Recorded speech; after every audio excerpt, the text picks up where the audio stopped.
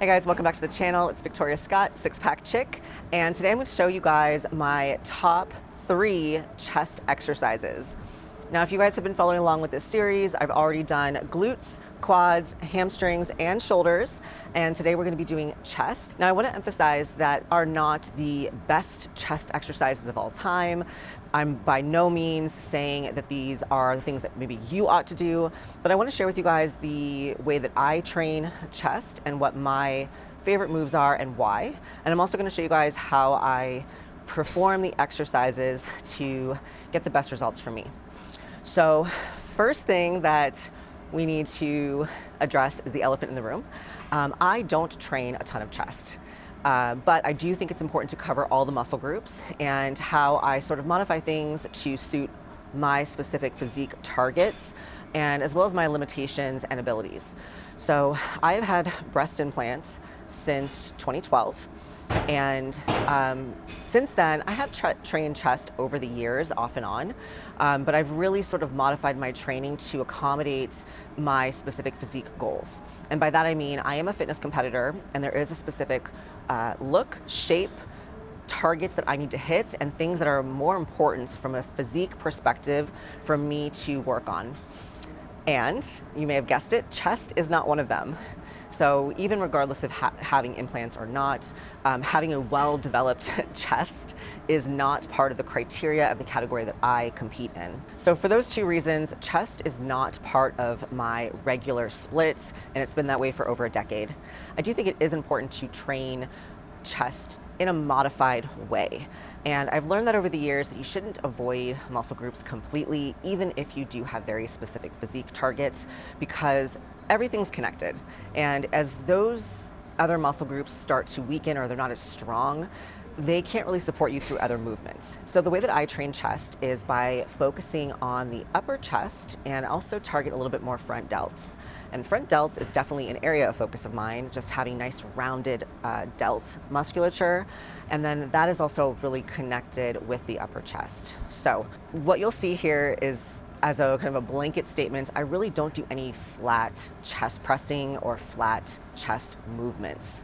I do avoid keeping my arms super wide or stretching the chest cavity. I don't want anything super wide and away from my body. That could potentially damage my implants. And also, like I said, I'm not trying to build a massive chest. Really, I do it to keep the area strong. And I have noticed that since I do train upper chest, I do tend to have more fullness in this front delt area. So they really are intertwined. So that said, we're going to get into my first chest exercise of today's session. And this, again, is not necessarily in order of importance or priority. They're just my 3 favorites. All right, so the first exercise that I do pretty much on a weekly basis is an incline dumbbell chest press. Now, I aim for about a 45-degree angle. You could do a 30-degree angle, but I know for myself, I do feel a lot more stretching and pulling over my implants, so I don't really like to do a 35-degree unless I can keep my arms really, really close to my body. So there are some machines that I found are pretty comfortable, but I do prefer dumbbells for a couple of reasons. First reason is I can really control my elbow placements. I don't like to have my elbows parallel to my shoulders. I actually angle them a little bit more like a V. So I angle them not quite 45 degrees down, but maybe 30 degrees down. And I also try to angle my hands. So I basically form a V position with the dumbbells and try to kind of make the corners touch at the top and then keep that angle as I move through the motion. I do find that feels more gentle on my shoulders. I don't feel as much impingement in that area. I think over the years, I do have a little bit of tightness through my shoulders, so I just try to modify the move so it's comfortable for me and I can have the most range of motion possible. Now you'll see when I perform this exercise, I do bring the dumbbells all the way down to get a good stretch, but I still keep the dumbbells very, very close to my body and again, fully controlling it on the way up and the way down. I think it's really important that you don't bounce the weight at the bottom and you're not rushing the movements. And when you do that sort of controlled tempo, you can really get a lot from the exercise without having to go super heavy. Again, for me, I don't like to go super heavy on chest because I'm not trying to build a bunch of size, but I do want to continue to strengthen the area. So I keep a really nice, even tempo throughout. And the 45 degrees does hit, again, upper chest and a little bit of front delts. You'll also notice that I do have a slight arch in my back. I really try to keep my chest lifted. I notice a lot of women will sort of like cave their shoulders inwards a little bit. So I do keep a nice arch to my back, chest lifted, keep my head back, no tucking the chin, no rolling the shoulders forward. Especially as it gets difficult, it's easy to sort of compromise your form, and I just really try to maintain good form throughout, but no exaggerated arching and no exaggerated movements throughout the exercise. Okay, so exercise number 2 is very similar, but what we're gonna do is angle the bench a little bit higher. So it is a front delt chest press. It's kind of what I call it. It's like a hybrid. So basically I'm going to angle at a 60-degree angle, and I'm also going to shift my elbows a little bit more forward. So again, this now makes it a much more of a front delt move, but you are going to hit some upper chest. And again, these two areas are very intertwined, and for my purposes, for my physique goals, it really does target that area very, very well and helps to keep fullness in my front delts, helps to strengthen the area around it, so the upper chest. By doing this, I can develop and sort of shape my body in the way that, first of all, I like aesthetically, and also, like I said, fits the category that I compete in.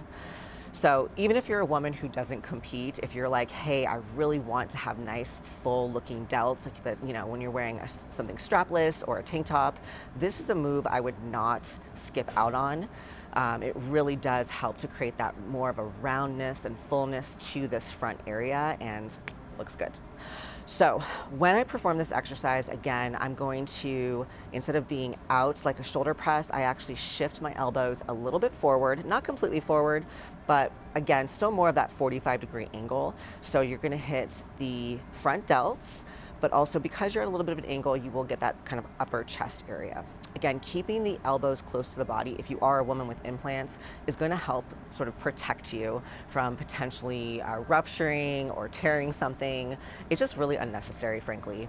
And when you look at your exercise selection, it's always like a cost-benefit analysis, right? You're really like, what am I getting the most bang for my buck? What am I really trying to accomplish here? I've seen women come to me and they have entire chest days, right? They've asked me like, why don't I do any like bench pressing? And I say to them, well, is that an area of focus for you? And typically the answer is no. And they just want to be strong, which is great. You don't need to do a whole chest day to be strong in that area. And also you have to think about, you know, if you're only going to train 4 days a week or maybe even 3 days a week as a lifestyle, this is just, you know, you want to stay fit and healthy, it is not really beneficial to spend an entire day on a muscle group that's not that important to you or not an area of focus. I know for myself, I might have 60 to 90 minutes per session, 3 to 4 days a week. I'm not going to use that entire session on chest, frankly. So you really have to think about what are your weak spots, what are your goals, what are you trying to shape, and then your programming should be aligned that direction. So you can incorporate even just these 2 moves, hit the area sufficiently, and move on with other areas that are more important to you. So there's a couple reasons why I like these first 2 movements more than anything else. Number 1, I really do have control over how I move the weights. Basically, if you are using a machine or a bar, your arms are in a fixed position. You have to move with the machine. When you're using dumbbells, you have the ability to move with your natural movements and sort of modify to adjust so that it feels good for your shoulders, for your chest, or anything else that might just be off. And I think that's really a critical thing for somebody who is a woman midlife age, 40s, 50s, 60s. You might have some shoulder mobility issues. You might have some limitations to what you can do in terms of range of motion. So using dumbbells is a really beneficial thing to be able to do. Plus, you don't even need a gym. You could just be at home. So this is a great set of exercises to be able to do to strengthen your chest, to work on maybe some weak spots, and have and be able to do it very comfortably.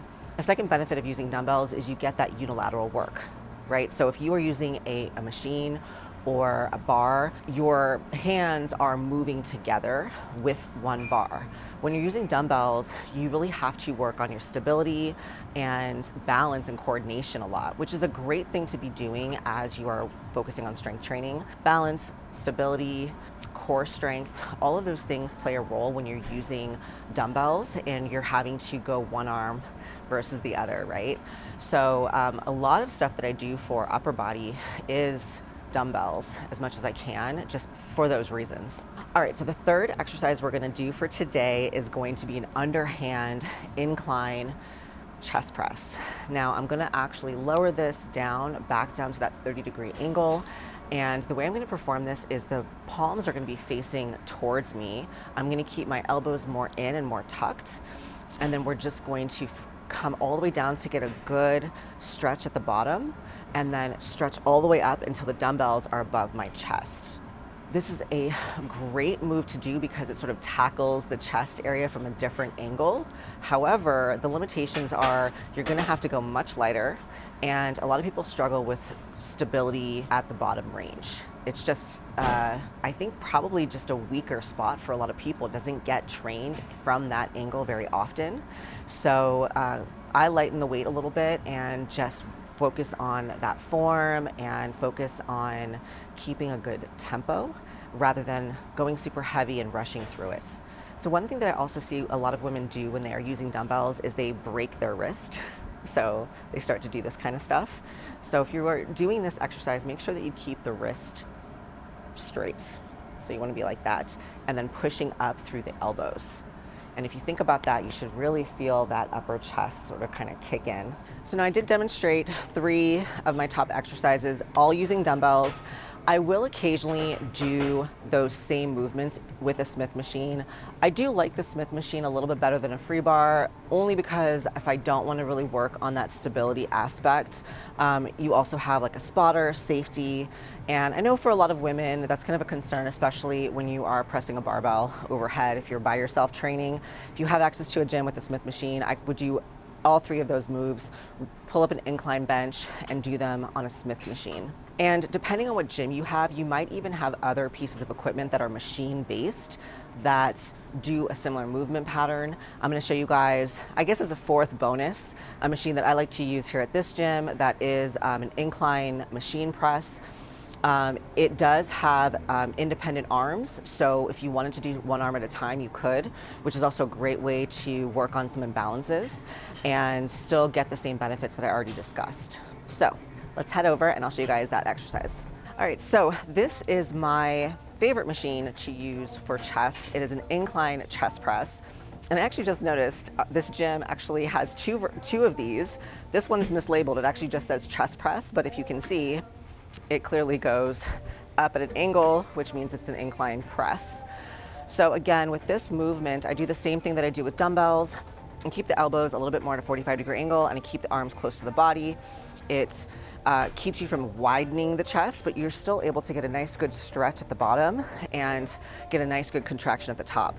I also love this because versus a barbell, this machine you can use unilaterally, so you can just use one side at a time. You can alternate if you want to, and then that really allows you to work on imbalances if you have a stronger side versus a weaker side, or if you're a woman who has any sort of shoulder injury or impingement limitation.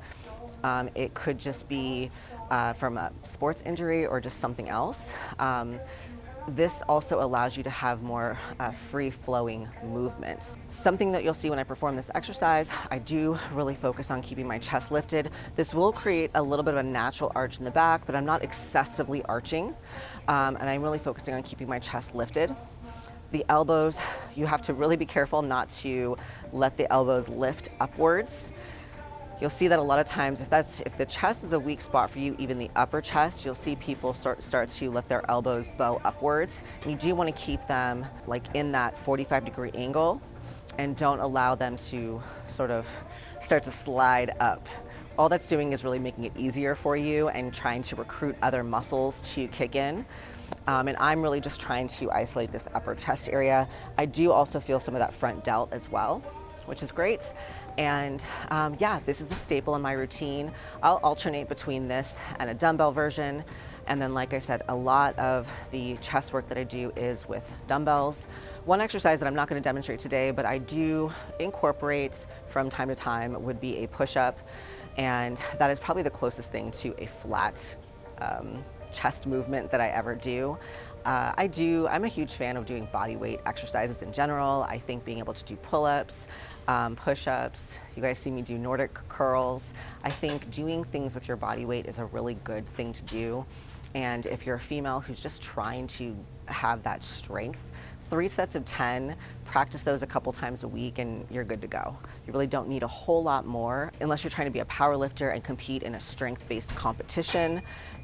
If your goal is really aesthetics, just overall strength, and having, you know, just a specific look that you like, then these moves will really help to get you there without, you know, having to lift like a power lifter, basically. All right, so I hope you guys enjoyed this video. These are my top 3 chest exercises, plus a little bonus here for you guys. And if you like this video, go ahead and comment below. Let me know what you think, if you're gonna try some of these moves, and if it was helpful for you. I know a lot of women ask me often how to train chest if they have implants, or how to train chest in general. So I think there's a lot of things to consider. If you are somebody with implants, you really don't want to risk damaging or causing any sort of problems. I know some girls love training chest, and that's totally fine. If that suits you, great. This is just how I train, and I think it's worked well for me in terms of my aesthetic goals, and, you know, really still keeping that strength overall and supporting my other lifts. So if you guys found this helpful, comment below, let me know what you want to see, and I'll see you guys next time.